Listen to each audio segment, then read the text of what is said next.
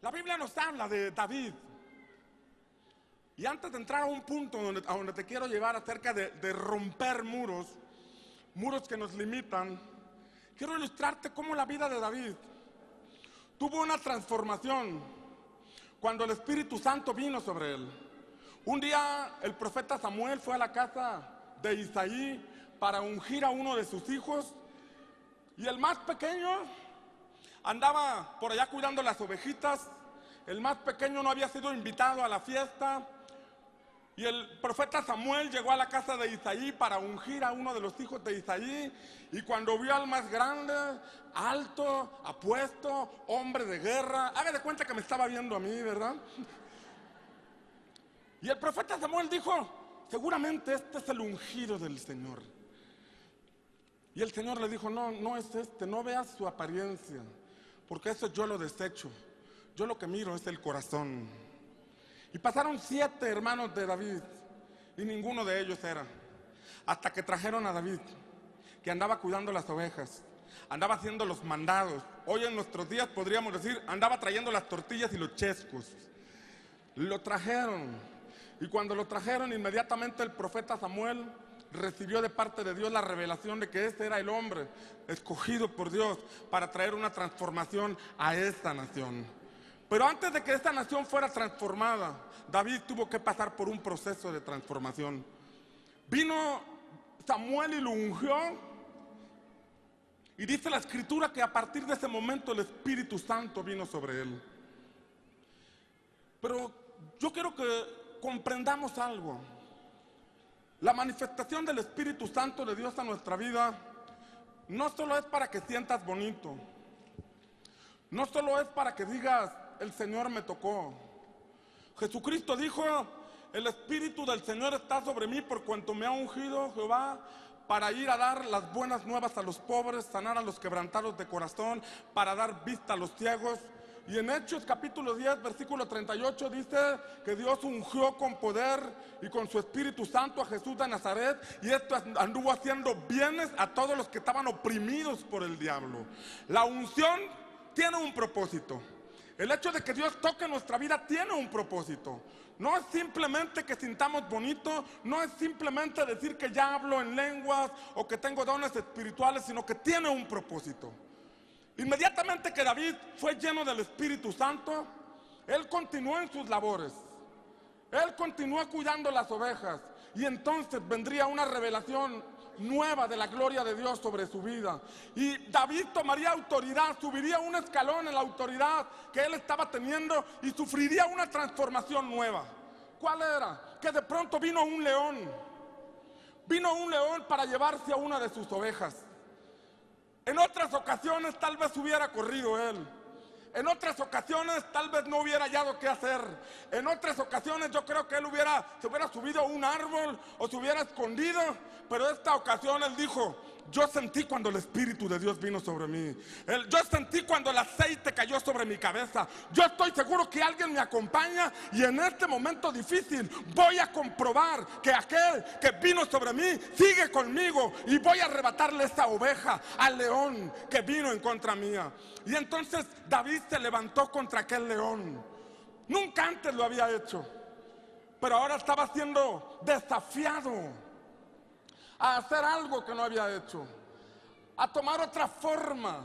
Antes era un simple cuidador de ovejas, pero ahora se iba a convertir en un cazador de leones.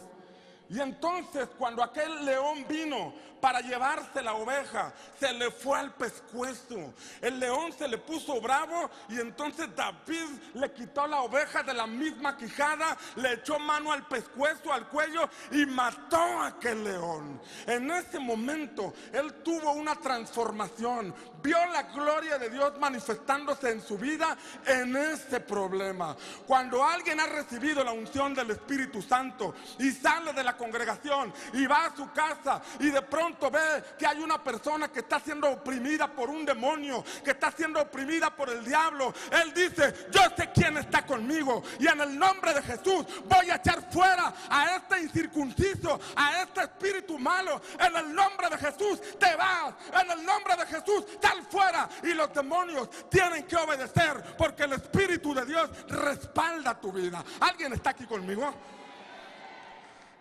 Pero entonces David se convirtió en un cazador de leones. Hubo una transformación.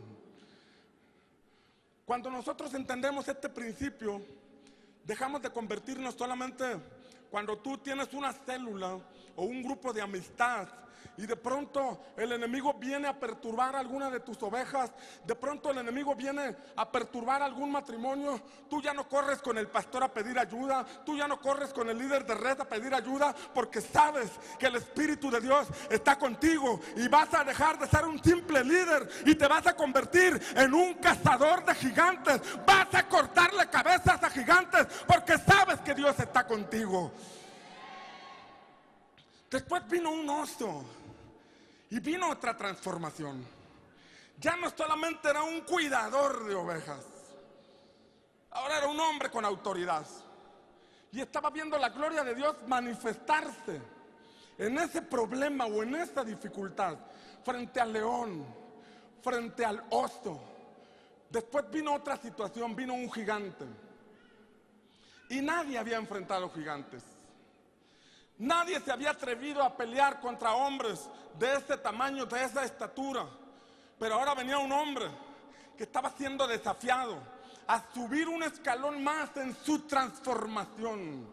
Tiempo atrás había sido un simple cuidador de ovejas, pero se convirtió en un cazador de leones y ahora todos los leones sabían que con ese rebaño de ovejas no se podían meter. Los osos también sabían que con ese rebaño de ovejas no se podían meter, pero ahora iba un hombre a saber. Un gigante se iba a dar cuenta que entre los israelitas había un hombre diferente a todos los demás. Había un hombre que había comprendido que tenía autoridad en el nombre del Señor. Y este gigante vino ante el muchacho y le dijo: te voy a cortar la cabeza, te voy a destruir.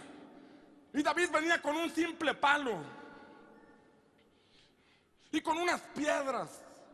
Y de pronto, algo que me encanta de esta historia es que de pronto Goliat le pregunta a David: ¿qué acaso yo soy perro para que vengas a mí con palos y piedras? Lo que me encanta de este pasaje es que cuando alguien sabe quién es en Cristo Jesús y toma autoridad en el nombre del Señor y toma su posición en Cristo, entonces lo que provoca es que el diablo se sienta como un perro y tiene que salir huyendo con la cola entre las patas, porque sabe que con los hijos de Dios no se puede meter. ¿Alguien dice amén?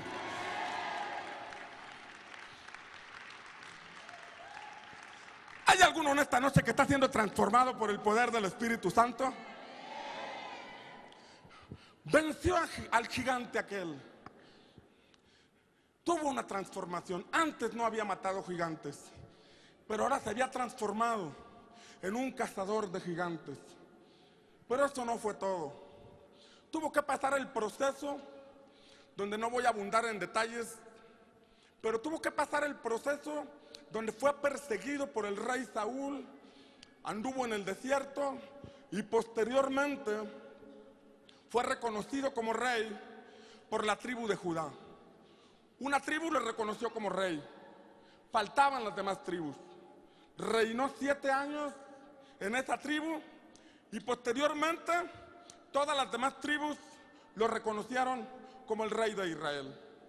Pero entonces había un lugar, un monte, una montaña que él tenía que conquistar.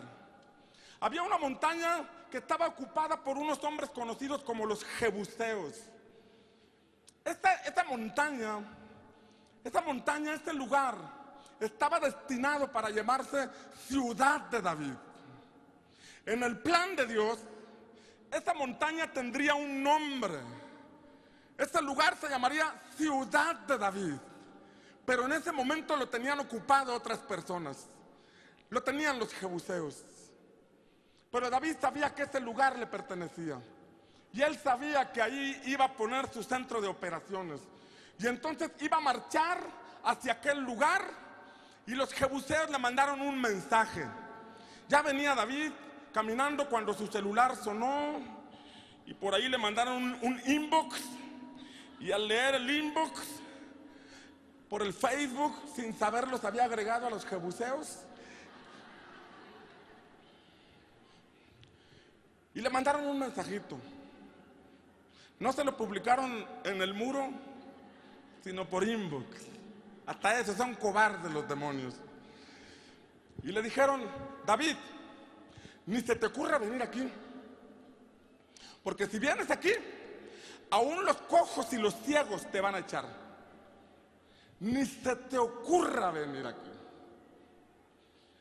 Cada evento que te estoy relacionando, que te estoy mencionando, era un escalón que él estaba subiendo.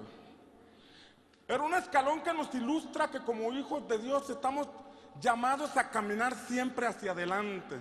Si te das cuenta, Dios nos creó y nos diseñó de tal manera que comprendiéramos que hay que caminar hacia adelante. Nuestros ojos están en la parte del frente, nuestros oídos están ligeramente inclinados hacia el frente, nuestros pies, nuestros brazos se mueven mejor hacia el frente, como que Dios a través del diseño de nuestro cuerpo nos está dando un mensaje de que siempre tenemos que ir hacia adelante. Habrá personas que digan: yo no quiero enfrentar a ese león. Yo estoy lleno del Espíritu Santo y así me quiero quedar. Yo no quiero el desafío de abrir una casa de amistad. Yo no quiero el desafío de entrar a la academia. Yo no quiero el desafío de ir a servir a los encuentros. Yo no quiero el desafío de comprender que tengo autoridad en el nombre del Señor para echar fuera demonios. Hay personas que dicen: yo no quiero seguir avanzando. Pero hay algunos que dicen: yo estoy en esta tierra para manifestar al Dios Todopoderoso de una manera sobrenatural. Y en esta noche hemos sido convocados, algunos de estos, para ser transformados y revestidos del poder de lo alto. ¿Alguien dice amén? Los jebuseos le decían a David: tú no entrarás acá, David. ¿Cuántos pasos de fe no nos hemos atrevido a dar? Porque por ahí nos llegó un pensamiento que no era el tiempo. ¿Cuántos pasos de fe nos hemos detenido de dar? Tal vez estabas pensando en cambiar tu congregación a un lugar más grande, pero cuando te dieron el precio de la renta, los jebuseos te dijeron: tú no puedes entrar aquí. Este lugar no es para ti.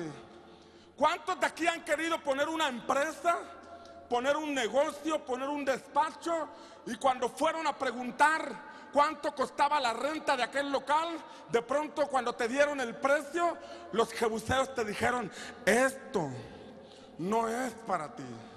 Y de pronto muchos nos resignamos. Muchos decimos: sí, es cierto, es demasiado caro, creo que no es mi tiempo, creo que no es por ahí. En ese tiempo los jebuseos le estaban diciendo a David: tú no puedes entrar aquí. Es más, si quieres entrar aquí, aún los ciegos y los cojos te van a echar. Imagínate este mensaje que le llega a David.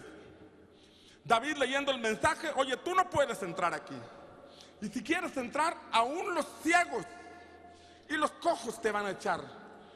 Yo me imagino a David leyendo aquel mensaje y tratando de imaginarse cómo es que los ciegos lo iban a detener. ¿Cómo es que los ciegos iban a estar peleando contra él con los ojos sin poder ver?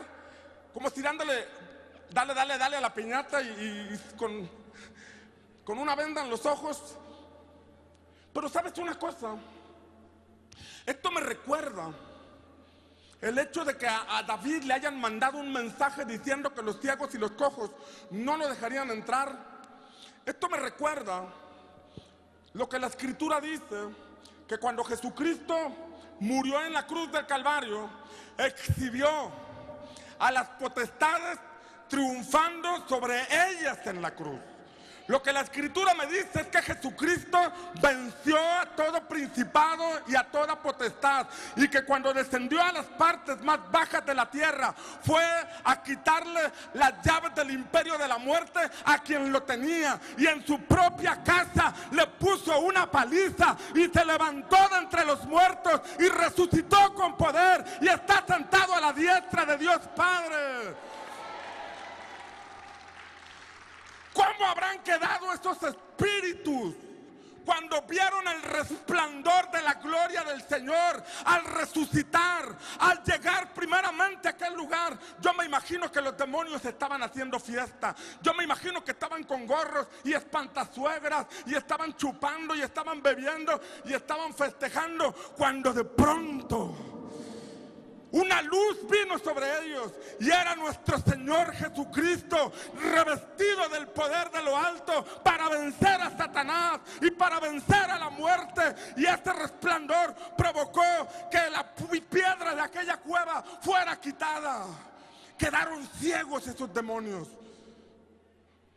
Pero a veces, aunque esos demonios fueron vencidos por Jesucristo, a veces tienen la capacidad de frenar el avance de los hijos de Dios, cuando los hijos de Dios no hemos comprendido la autoridad que tenemos en Jesucristo.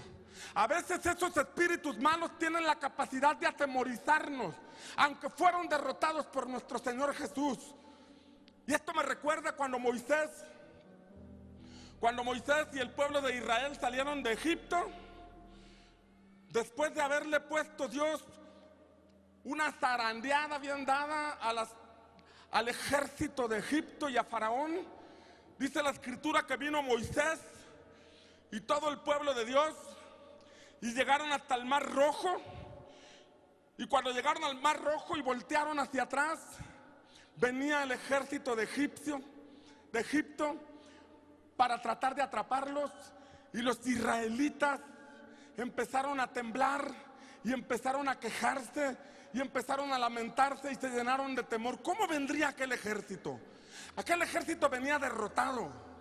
Los egipcios venían tal vez arrastrando las piernas, tal vez venían con una venda en un ojo, tal vez venían con alguna resortera toda rota, porque Dios había quebrantado el poder de Egipto ahí en ese lugar. Pero a pesar de que era una nación derrotada, atemorizó al pueblo de Israel. Así estaban los jebuseos tratando de atemorizar a un hombre de Dios. Pero este hombre de Dios ya había tenido una transformación. No era una emoción el tratar de tomar aquel lugar. Este hombre ya había sido formado en lo secreto. Ya había vencido al león, ya había vencido al oso, ya había vencido a aquel gigante. Era un hombre transformado. Y la Biblia dice que David llegó hasta la fortaleza de Sión y echó fuera a los jebuseos y puso afuera de ese lugar el letrero que decía: esta es la ciudad de David. Y este es el tiempo para que los hijos de Dios se muevan, se movilicen y tomen los locales grandes y tomen las bodegas grandes. Este lugar, lugares como este, fueron creados por los reyes de esta tierra para que los hijos de Dios tomemos posesión de estos edificios y los llenemos para la gloria del nombre de Jesucristo. ¿Cuánto le dan un fuerte aplauso al Señor?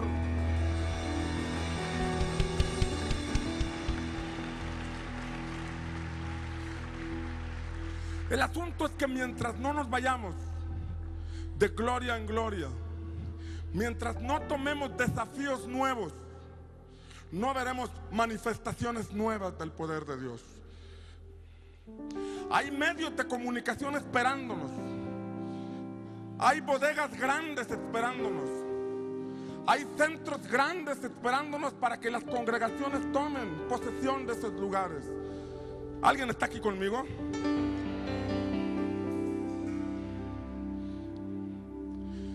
La gloria de Dios, dice Isaías capítulo 6, cuando Isaías tuvo la revelación del trono de Dios, los ángeles, los querubines cantaban: santo, santo, santo, toda la tierra está llena de su gloria. Toda la tierra está llena de la gloria de Dios. Pero la gloria de Dios se manifiesta cuando un hombre o una mujer de Dios está dispuesto a vencer a este león, a vencer a este oso, a vencer a este gigante, a sacar a estos jebuseos que han estado tomando posesión de lo que a los hijos de Dios nos pertenece. La gloria de Dios no se mueve a través de los pájaros o a través de las aves, no se mueve a través de los árboles. La gloria de Dios se mueve a través de hombres y mujeres que han sido redimidas por la sangre de Jesucristo. Somos templo del Espíritu Santo de Dios. Y a donde quiera que vayamos, algo sobrenatural tiene que ocurrir. A donde quiera que va una persona transformada, algo puede pasar, algo puede ocurrir. El reino de Dios se establece, sea en una oficina, sea en una escuela, sea en una colonia, sea en un barrio, sea en el barrio Bravo de Tepito, donde sea. Un hombre o una mujer llena de Dios puede cambiar las circunstancias de una calle, de una colonia, de una ciudad y de una nación. Somos portadores de la gloria de Dios. Pero nuestra mente tiene que ser transformada. Porque a veces remitimos la gloria de Dios solamente a las cuatro paredes, donde está nuestro grupo de amistad, donde está nuestra célula, donde está nuestra congregación. Y este lugar de 4x4 es visitada por ángeles. Hay manifestación de Dios, pero solamente allí. Y de pronto nuestra mentalidad puede ser como un muro que nos impide ver más allá. La Biblia dice que cuando David fue ungido, todos los filisteos, segunda de Samuel capítulo 5, dice que todos los filisteos vinieron a buscarle. Y dice la escritura que se formaron en orden de batalla, se extendieron, estaban extendidos como para formar un muro, como para decirle: hasta aquí llegaste, como para decirle: ya no podrás avanzar más. No vinieron en filita de indio, vinieron y se extendieron como un gran muro. Pero aunque se extendieron como un gran muro, dice la escritura que David consultó al Señor y el Señor le dijo: ve y enfréntalos. Y dice la escritura que David fue y los enfrentó, y lo que David escribe es que ese lugar se llamó Baal Perasim, porque ahí Dios rompió a sus enemigos, Dios rompió esos muros. Y en esta noche el Señor va a traer un rompimiento a esos muros que han estado deteniendo tu crecimiento, que han estado deteniendo tu avance. Esta noche el Señor va a romper todo aquello que te está estorbando. ¿Alguien dice amén? Pero lo primero que tiene que romper es nuestra manera de pensar. Hace algún tiempo, hace algunos años, el promedio de asistencia en las iglesias, de manera que los templos de 50, 100, se hacían para recibir a esa cantidad de personas. Un templo de 10 por 20 era un gran templo hace algunos 20 años, porque era un diseño de una generación anterior, un diseño que funcionó para la generación de nuestros padres. En la generación de nuestros padres el evangelio empezó a permear toda nuestra nación. Se empezaron a abrir muchas iglesias en lugares muy apartados, muchas misiones en lugares muy apartados, y se hacían muchos templos. Pero ahora el diseño de Dios es que esos templos crezcan, esos templos se llenen de gente, que las congregaciones se expandan, se ensanchen. Usted mira alrededor del mundo y encuentra iglesias de más de 100,000 personas, una congregación sola de 100,000 personas. Yo recuerdo que en el año 2002 fui a Colombia y fui a una convención de una iglesia, de una congregación, donde la ceremonia de clausura fue en un estadio para 77,000 personas. Y estaba todo lleno aquel lugar. Y en la parte del campo de fútbol, los jóvenes hacían coreografías al estilo Juegos Panamericanos, bien profesional. Estaba en la parte más alta del estadio yo y veía hacia afuera un puente peatonal. Parecía un hormiguero de gente subiendo y bajando. Yo quedé impactado por lo que mis ojos vieron, porque nunca había visto una iglesia tan grande, una sola congregación tan grande. Y yo recuerdo que regresé a Tampico y estaba tomando estudios en un seminario bíblico. Y recuerdo bien clarito que esa ocasión que regresé, estaban con la polémica de que si la danza era de Dios o que si era del diablo, o que si danzabas con los ojos cerrados era del espíritu, pero que si lo hacías con los ojos abiertos era de la carne. Y estaban con esa polémica, mientras yo estaba pensando, 100,000 personas. Mientras aquí están pensando si la danza es de Dios o no es de Dios, allá están ganando toda una ciudad para Jesucristo. Yo pensé, esta congregación tiene más cristianos que todas las iglesias de Tampico, Madero y Altamira juntos. Yo dije, ellos están haciendo algo que yo no he visto. Tengo que actualizar. Tengo que actualizarme para ver qué es lo que el Espíritu Santo de Dios está haciendo. Porque hace tiempo Dios le dio a las iglesias anzuelos para pescar. Pero hoy en día el Señor está dando redes de pesca. Redes de pesca, porque comunidades completas están siendo transformadas por el poder de nuestro Señor Jesucristo. Ya no es tiempo de pescar con anzuelos, es tiempo de bajar las redes del cielo para que multitudes lleguen a nuestras congregaciones. Pero tenemos que actualizar nuestro mensaje. Apolos era un hombre elocuente y poderoso en las escrituras. Traía un mensaje de Dios convincente, pero traía el mensaje del bautismo de arrepentimiento de Juan el Bautista. Juan el Bautista ya había tenido su ministerio, ya lo habían decapitado. Él estaba preparando el camino a Jesús. Jesús ya había iniciado su ministerio. Ya había habido milagros, señales, multitudes. Jesucristo había sido crucificado, había resucitado, había estado con los discípulos 40 días hablándoles del reino de Dios. Había ascendido al cielo, había pasado un tiempo y Apolos seguía con un mensaje desactualizado. Y a veces nosotros también podemos estar con una estrategia desactualizada. Si hoy estamos haciendo iglesia sin una visión, trabajar sin visión es trabajar sin revelación. El libro de Proverbios dice, sin profecía el pueblo perece. La visión es la voluntad de Dios revelada al hombre. La profecía es la voluntad de Dios revelada al hombre. Es cuando estás haciendo algo específico. Es cuando estás trabajando de manera específica. Dios manda su lluvia sobre todos.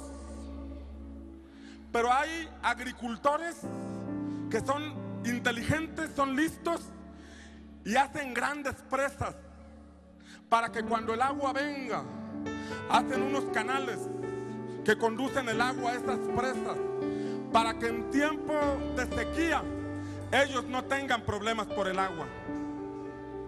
Hay otros que no se preparan, no hacen esas presas para almacenar el agua. Dios visita a todas las congregaciones.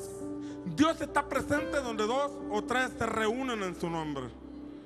Tal vez en nuestras congregaciones o en nuestras células, en nuestras casas de amistad, está la presencia del Espíritu Santo. Pero si no hay una visión, si no hay una estrategia, si no hay un diseño divino del cielo para enseñarnos a multiplicar, entonces no lograremos mucho. El crecimiento lo da Dios. Fíjate bien, el crecimiento lo da Dios. Una iglesia debe tener la presencia de Dios. La presencia de Dios convence de pecado a los pecadores. La presencia de Dios sana a los enfermos, libera a los oprimidos. Pero nosotros somos los encargados de formar a los discípulos. El Señor los salva y nosotros nos multiplicamos formando a los discípulos.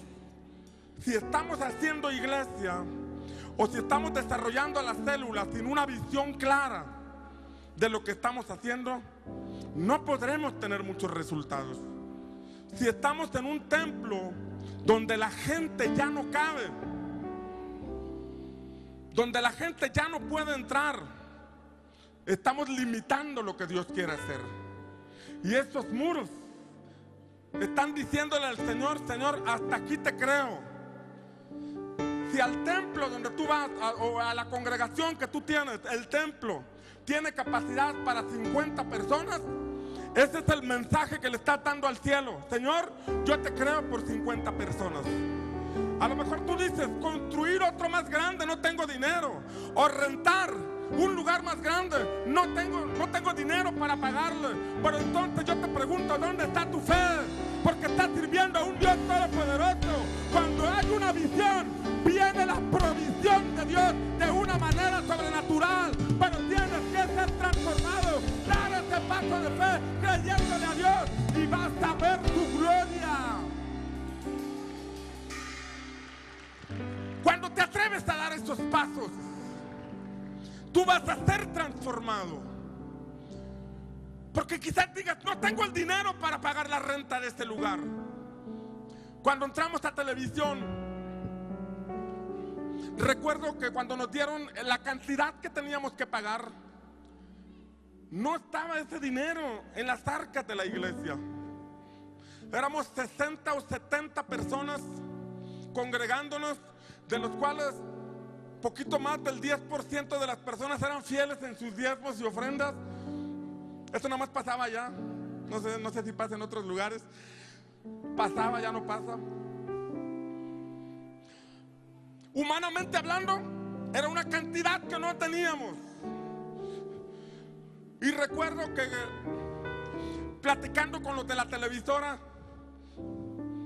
cuando me dieron el precio, me fui casi para atrás desmayado, porque dije: no, es mucho dinero, no se puede. Después ellos me empezaron a preguntar a mí: ¿qué pasó con su programa? ¿Lo va a querer? Ándele, anímese, porque el mundo necesita escuchar la palabra de Dios. Y ahí estaba gente que no conoce a Dios animándome a que le creyera a Dios. Y anímese, estamos pensando, le estamos orando, déjeme ver. No, ¿cuál? La verdad, mi mente decía: no se puede. Es un dinero que no entra. Mira, la gente no responde. Era lo que mi mente decía. Llegó el momento en que ellos me dijeron, los de la televisión me dijeron: pues ¿cuánto nos da? Y dije: órales. Y que le doy una cantidad. Y me dijeron: ¿sale? Me dijo que sí. ¿Y ahora cómo le hago? Véngase el martes, me dijo, a firmar el contrato. Y yo estuve esos 5 días: Señor, dime que estás conmigo, Señor. Dime que no es mi emoción. Dime que no estoy de protagonista. Dime que no estoy haciendo algo fuera de tu voluntad, Dios. Y un día antes, orando a Dios, le preguntaba: Señor, ¿será que firmaré ese contrato? ¿Nos vas a respaldar? ¿Estarás con nosotros? Y me fui al horóscopo, me fui a la palabra del Señor. Y fíjate lo que leí. Leí lo siguiente. Leí en Romanos: las ramas originales seguirían en el árbol. También a ti te quitaré si te falta fe. Dije: no, sí te creo, Señor, te creo, clarito, te creo.